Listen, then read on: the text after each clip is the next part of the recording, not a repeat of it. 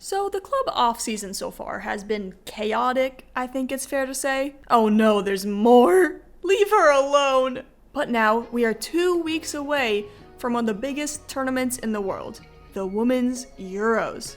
I covered some of the drama during the last Nations League break, and wow, a lot has happened since then. Rosters are dropping as we speak, so let's get into it. This video isn't really about predictions, I believe me, I've learned my lesson with Barcelona Arsenal, but more of a quick preview of each group and what to expect. And of course, I'm sure all the groups will be totally balanced and fair. Oh no, poor Wales.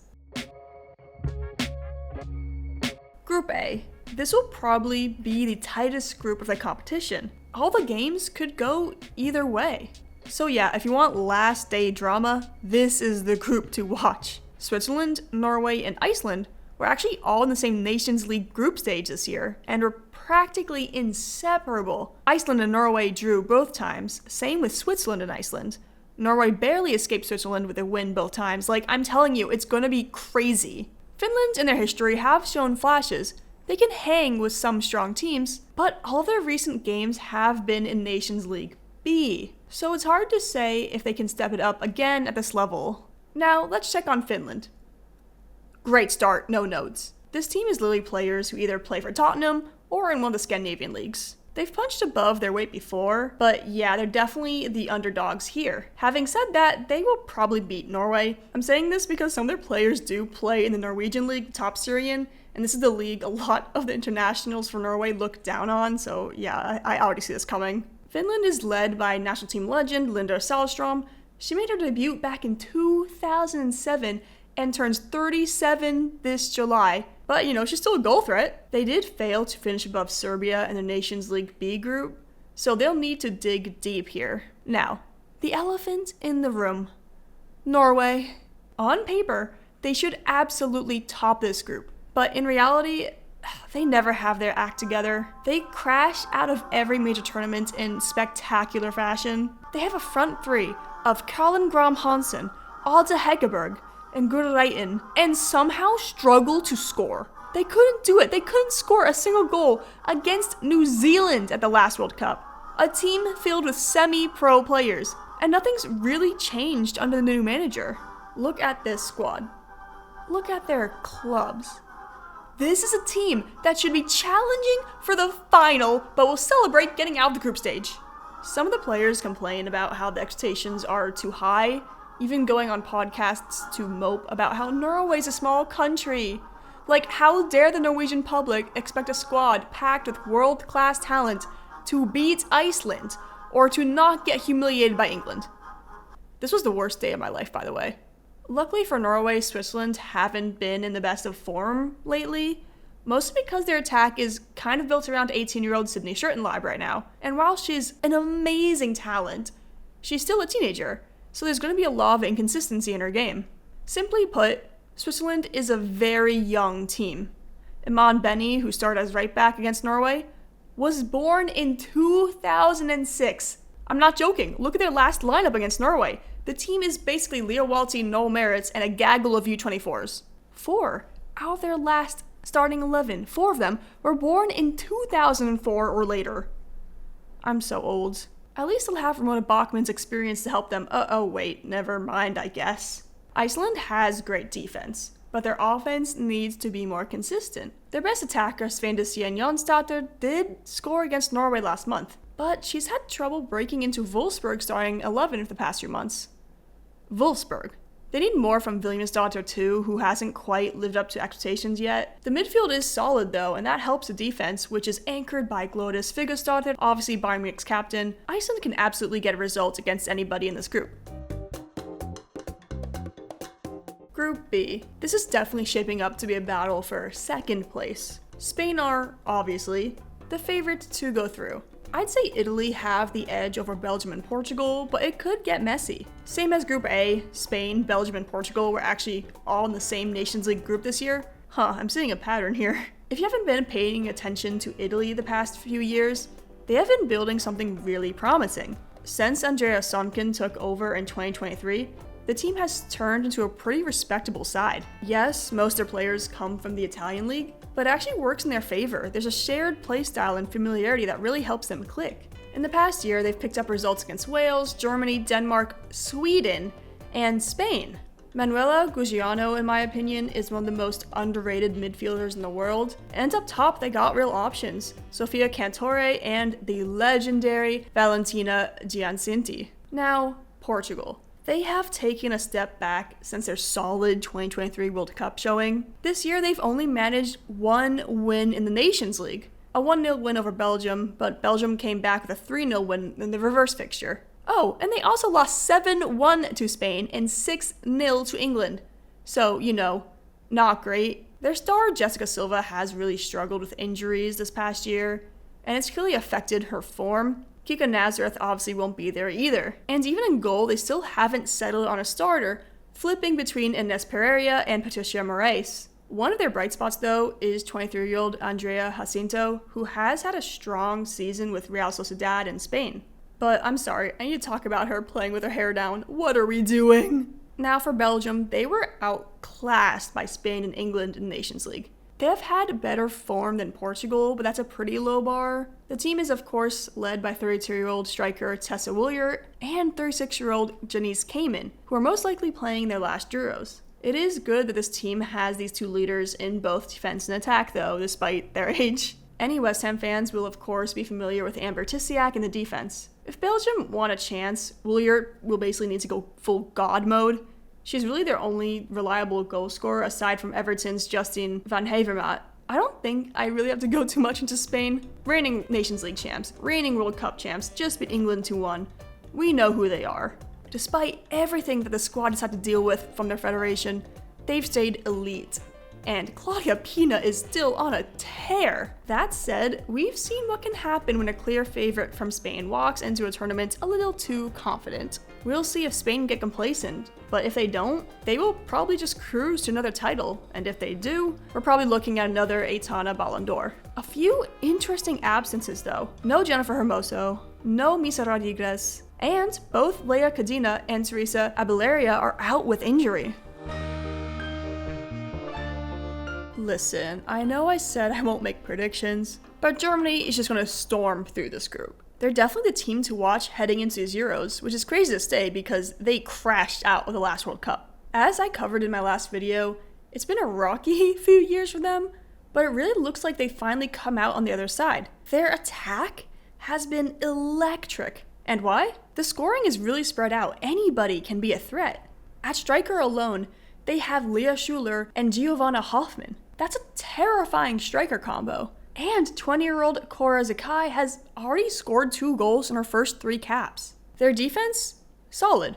Not impenetrable though. Every team in this group has the tools to cause Germany problems at the back, but the thing is Germany will probably just score more goals than them. They've got serious firepower out wide. Clara Buell, Julia Brandt, Selena Cersei, pick your poison. Defensively, they've gone younger. Sarai Linder has taken over at left back for Fili Rauch. In midfield, it's interesting. Not necessarily bad, but interesting. They often go with an attacking midfielder like Laura Freigang or Linda Dahlmann, but their deeper midfield roles can be a little thin. It'll likely be Sjoeke Nuskin and Elisa Sens starting, which has worked out pretty well. Sydney Lohman adds some depth, but beyond that, there's not a ton of true midfielders. They'll definitely miss Lena Oberdorf, but as long as they stay healthy, they should be fine. Now, Sweden, aka London City Lionesses FC. This is the hardest team to preview, because which version are we going to get? Are you getting the team that smoked Denmark 6-1, or the one that drew Wales? This might sound crazy, but I think it's fair to be worried about the tack. Fridolina Rofo will be coming off that ankle injury. Johanna Rieten Kanerud, I'm going to say it, her form hasn't been good lately. And she's one of those players where if she plays well, the whole team plays well. However, they still have Stina Blackstenius obviously at striker and Rebecca Blomqvist as her backup. Crucially, they only really start one true midfielder, Filippa Engdahl, which is part of why I think they can be inconsistent. There's only one midfielder in front of the defense, the rest are just attackers. Still, they are Sweden, so they'll probably fight their way through and have a chance against Germany. Like, who do you think they are? Norway? No. Denmark? This might unfortunately be a lost cause. You would think a national team consisting of Pernille Harder, Signe Brun, Yanni Thompson, and Sarah Holmgaard would be pretty competitive. No. It's weird. They ended 2024 on a pretty strong note. A 5-0 thumping of South Africa, a tight 2-1 loss to Netherlands, and a solid 2-0 win over Iceland. Even beating Italy 3-1 back in February. But since then, pretty much downhill. It's sad, honestly, because this was a team that just in 2017 was the runners-up at the Euros. And now it's just been a steady decline since then. The coach is expected to leave already after the Euros, with a new head coach, Jakob Mikkelsen, already being announced. It's just a period of instability for a pretty strong national team at the worst possible time. Poland is the wild card. The Euros will be the first time they have ever qualified for a major international tournament. They showed a lot of grit in qualification, upsetting Austria for the honor. Projecting them is tough though, because we haven't really seen them against Euro-level opposition since last summer really, but they've got some exciting pieces. They are of course led by Iwa Pajor, the top goal scorer in all of Europe this season. Midfielder Tanja Palawek is also a key player for Poland, captaining Frankfurt. Most of the other players, though, are from the Extraliga, a league that is still growing. But their center backs actually play abroad. Paulina Dudek obviously is a regular at PSG, and Emilia Simchuk is only 18 and has already started multiple games at center back for them and plays for Barcelona B. This team is up and coming, but this group may just be a little too tough to get out of. But I wouldn't be surprised they do manage to get a result. Now, best for last, Group D, aka the Group of Death. Poor Wales. First Euros they've ever qualified for, first major international tournament ever, and who are their group mates? Oh, just 3 of the best national teams in the world. Good luck, girls! This group includes the last 2 winners of the Euros, England and the Netherlands, and of course, France. The team that has never won anything but always feels one step away. They just always fall short somehow. It is easy to look at the Netherlands' last result against Germany and just look over them, but this is still an incredibly talented national team who always show up on the biggest stage. They do need Linth Berenstein fully fit. Without her, they're just not the same attacking threat. One thing to watch though, both of their starting fullbacks, Crispin Kasperij and Esme Brooks, are very attack-minded fullbacks, which puts a lot more pressure on the center backs, and it's kind of unknown who's actually starting there. You have Caitlin Distra, talented but has only played 12 games in the Frauen Bundesliga this year.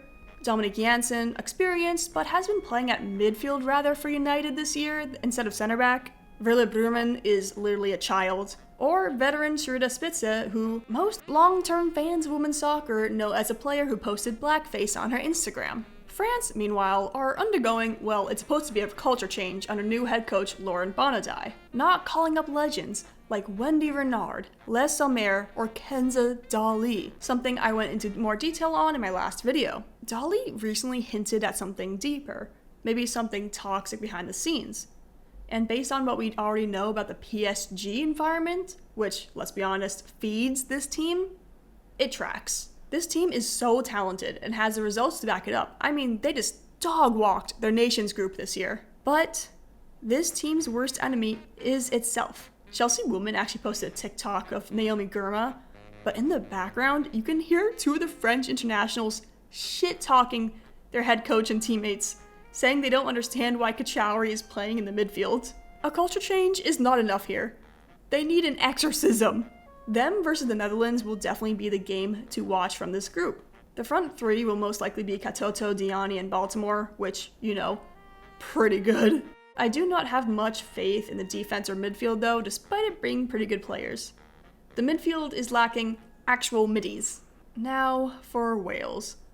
If Sophie Ingle somehow makes it back in time from her ACL injury, I'll believe in miracles for them. Despite this group looking, pretty bad for the debutantes, it is such a great moment for Ingle and Fishlock to get the chance to see the national team on the biggest stage. Wales football owes so much to these 2 players.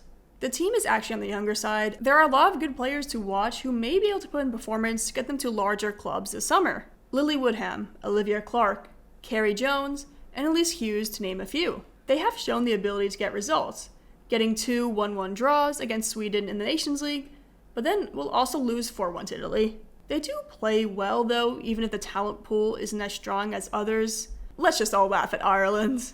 Now, England, aka my main ops.